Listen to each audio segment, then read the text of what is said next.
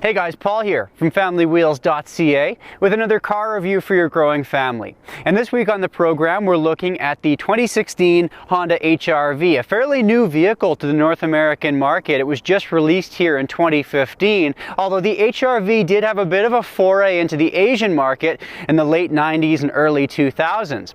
Now it's competing with the likes of the Chevy Trax, the Fiat 500X, the Mazda CX-3, the Jeep Renegade. It's the subcompact crossover segment that a lot of companies are getting excited about. People are starting to really look to that smaller SUV that's still able to get, into the mountains, haul a bit more stuff than a hatchback would be able to, have that all-wheel drive capability for snowy days like the one we have here today, yet still be small enough and fuel efficient enough for zipping around the city. Now, staying with that theme, the HR-V is actually based on the Honda Fit platform. It's made in the same factory as the Honda Fit in Mexico. It shares a lot of the same components and technology on the inside. So we took that Fit out, the new Fit, for a test drive a couple of months ago. I really liked what I saw there. So let's see if this slightly larger version, more beefed up version of that car really stands up to the test as well. We'll have all of our standardized tests and all the details on this new offering for us here in North America coming right up on Family Wheels.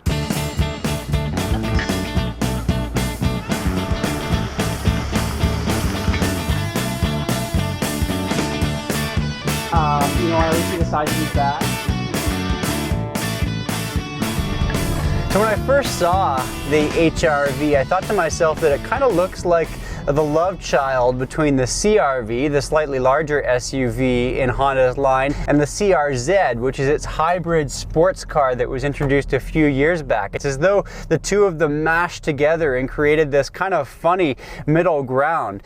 The thing that I like about the subcompact crossover market is that it's generally a younger audience that's looking at buying a vehicle like this, and it means that the CX-3 from Mazda, the Jeep Renegade, you give a little bit more of a statement in the way that they look, and the HR-V is a little bit more subdued but still has some cool lines on it. Once you get on board inside, there are some pretty good standard features right off the hop. In the base model, you're going to get things like air conditioning, like cruise control, like Bluetooth connectivity, like a rear backup camera, and like a pretty good touchscreen system as well right here in front of you.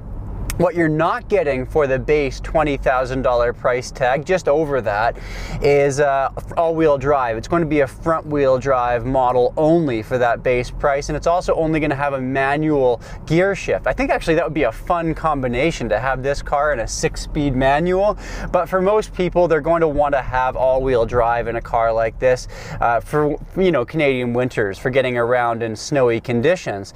If you start to add up all of the features that you can get in this car, things like navigation and leather and all-wheel drive, all of a sudden when you get to the top range of the HR-V, it's called the EXL Navi, and it's going to cost you just shy of $30,000. But all of these vehicles, regardless of trim level, are going to share the same engine. It's a 1.8 liter 4-cylinder, and it's nothing to write home about. It's a pretty subdued drive, doesn't really have much get up and go, not much oomph really at all. But of course, the main thing here is that you want a vehicle that's going to be fairly good on fuel economy still. So what I'm finding is that when you compare this to the Honda Fit that I was riding around in a couple of months ago, fuel economy isn't nearly as good. I'm getting about 9.5 liters per 100 kilometers, which, to be honest with you, with a vehicle of this size and with the fact that it is supposed to be just a more efficient version of an SUV, I'm not that impressed with. I was seeing about 10 liters per 100 kilometers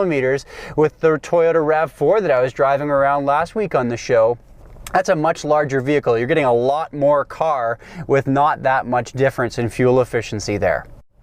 When it comes to driver comfort, there are also a couple of things that I'm not crazy about. First up is the fact that I'm a fairly tall guy, 6'2", and my first thing I did when I went to get in here was put the seat back to get comfortable, and even with it maxed out, I'm still finding that my knees are up around the steering wheel. It needs to have just a little bit more room for tall drivers in here. Headroom is fine, not so much in the legroom department.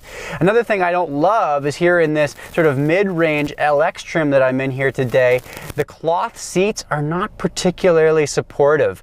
Yeah, I've got heated seats, which is great in this trim level. That's fantastic. But the seats feel kind of flimsy, and the foam kind of feels cheap. You can see these bolsters here. I just don't think they're going to stand the test of time very well. I'm not sure if the leather seats in the EXL Navi trim would be any better, but I'm not blown away by these seats here in the trim that I've got today. But with that said, I do really like the way that the interior on this car is laid out. The dashboard is sleek and simple.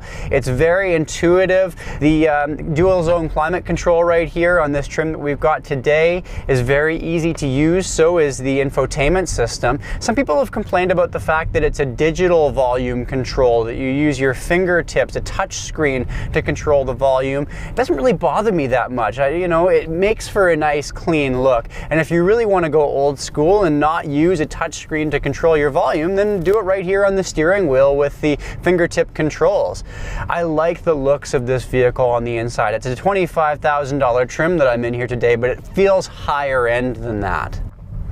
I also really like some of the smart little sort of cubby holes and little nooks and crannies here in the HRV. First up, there's some nice deep cup holders here for the driver in the center console. And if we look below the gearbox, you'll see a couple of USB charging points, as well as an HDMI input and an old school cigarette lighter charging area as well. So if you've got all these, you know, multiple devices charging at once, you can tuck them away under here, tuck the cables away, and it keeps the cabin clutter free. I really like that. And then last but not least, something I love about the Honda Fit is its magic seat configurations. They've been using this for years, and it's now available to us here on the HRV. In fact, let's head back there right now. I'll show you what I'm talking about. Okay, so Roger and I were on our way off to the pool, but I wanted to check out the back seat with you before we did that. Show you a little bit about how this back seat can be configured, some of the cool things you can do with it. Right off the hop here, you can see that as a tall guy, plenty of headroom back here and some pretty good leg room too. And this is with the driver's seat pushed all the way back. Not quite as far back as I would like. We've already talked about that, but really quite a comfortable rear seat for a smaller crossover vehicle like this. I want to show you these magic seat configurations as well, because I think this is something that really makes this car stand out from the competition. We put down the headrest, and then you can flip up the seats like so, creating this huge vacuous amount of cargo space without affecting the trunk at all. Alternatively, and this is a bit more conventional, you can flip the seats down and you've got a totally flat cargo space, which does create a deceptively large amount of cargo capacity for a car of this size. But if we look at the trunk test with the back seats up, kind of a standard size trunk for a vehicle of this size. Our standardized amount of gear here, we've got a fold-up stroller, diaper bag, we've got a backpack, a couple bags of groceries, and a soccer ball. And we do have a little bit of extra room on top of that, but really not much at all. You're kind of maxing it out with this amount of gear. Now Roger is sitting back there, as you can see, in a rear-facing child seat, and those take out a fair bit of room. So what's that going to do for leg room for the front passenger? Well, I measured out about 8.5 inches of leg room, which means that it's going to be tight, manageable with a rear-facing child seat, but for a longer road trip, it's going to get uncomfortable for you. If you've got a front-facing child seat, a booster seat, or teenage kids back there, legroom's not going to be a problem at all. Surprisingly good. Finally, I want to show you our yogurt test, because these are the cloth seats in the LX trim, and I've already put some yogurt on these seats, and I'm trying to get it out, and I can't. It's really in there. So this cloth is proving to be a bit of a challenge for spills.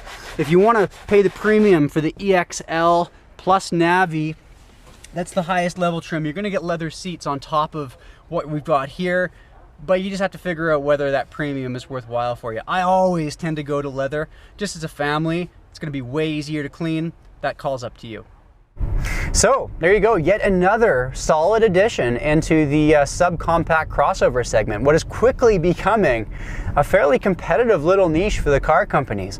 Now, what separates this from the competition? I think that the interior sleek styling is really nice. I like the exterior looks as well. I love the standard features that you get in this car right off the hop. Some pretty good kit, even in the base trim level.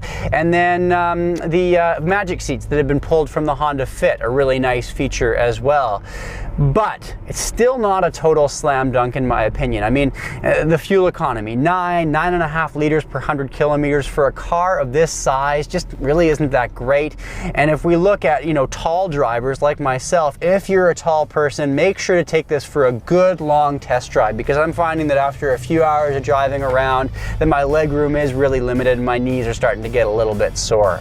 But if you're looking for, a Honda Fit size vehicle, just want it a little bit bigger with that all-wheel drive capability, certainly take a look at the HR-V because it's a nice little car. I'd love to know your thoughts. You can leave a message below. Let me know what you think of the HR-V. Is it something you'd consider over the competition? You can also find me on Twitter @FamilyWheels. You can always find me there. Please subscribe to the YouTube channel if you can. There's a weekly video coming out for you every 7 days, and I will see you back here in 7 days in the next car. Thanks for tuning in.